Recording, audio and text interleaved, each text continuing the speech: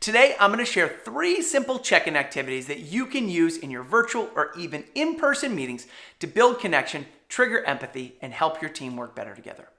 Hi, I'm Chris Littlefield. I'm the founder of Beyond Thank You and the author of the book 75 Team Activities for Remote Teams.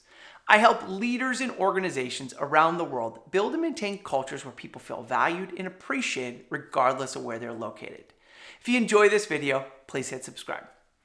After 2 years of working remotely in the midst of a global pandemic, it's no surprise that many people are feeling more burned out and disconnected. One study found that 85% of people expressed a major decline in well-being. Another found that 46% of people feel less connected to their company. Although no one gesture will address the impact the last 2 years has had on employees, small intentional actions over time can make a difference. In my book on how to build and maintain remote team cultures, I share the 1-6 rule. For every hour of meeting time, 1/6 of that time, or 10 minutes, should be used for relationship building. 2-hour meeting, 20 minutes. 3-hour meeting, no one should have a 3-hour meeting. That's inhumane. Sometimes leaders use this time to have a laugh by playing a quick game, and others use the time for check-ins. While many well-intentioned leaders already start every meeting by asking the ceremonial, "How's everybody doing today?" If people regularly respond with, "I'm fine," or "just stay silent," they most likely experience the question as more of a check-the-box activity than authentic interest in their well-being. So today, I want to share 3 simple check-in processes that take less than 10 minutes and help you nurture a little more authentic connection in sharing in your team. Number 1, pulse check questions. This is one of my all-time favorite activities. So instead of starting your meeting by asking, "How's everybody doing?" try using a pulse check question. Pose a question like, on a scale of 1 to 10, what's your energy level today? Or how are you feeling about your ability to keep up with everything at work and home? Ask people to open up the chat window and type the number that best represents their response to the question. Or if you're in person, just have them hold it up on their hands.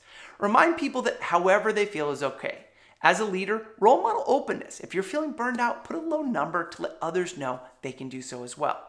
Follow up by asking, does anyone want to share why they chose the number they did? And is there anything you or the team could do to be able to bring that number up? Just always make sure that people know that this is optional. As a leader, take note if anyone writes a number lower than 7 and use that as a signal to reach out and check in. "Hey Kevin, I noticed that you shared you were feeling a bit burned out. I wanted to follow up and just see if there's anything I can do to support you." Pulse check questions are a great way to quickly check in with everyone without everyone feeling like they have to share. Number 2, personal weather report. I learned this activity from Gustavo Rossetti from the company Fearless Culture Design. In his meetings, he shares a weather wheel and asks people to briefly go around and answer the question, "What was the weather like for you at work last week?" And people go around and give their retrospective weather update. For example, "My week started out with severe thunder showers as I tried to finish up a big project and support my kid, but the sun came out on Thursday after getting some great feedback from the client." Or, "My week started out with clear skies, then a hurricane hit when a client's website went down."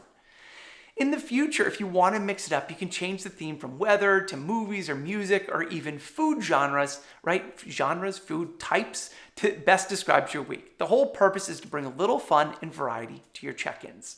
Number 3, welcome questions.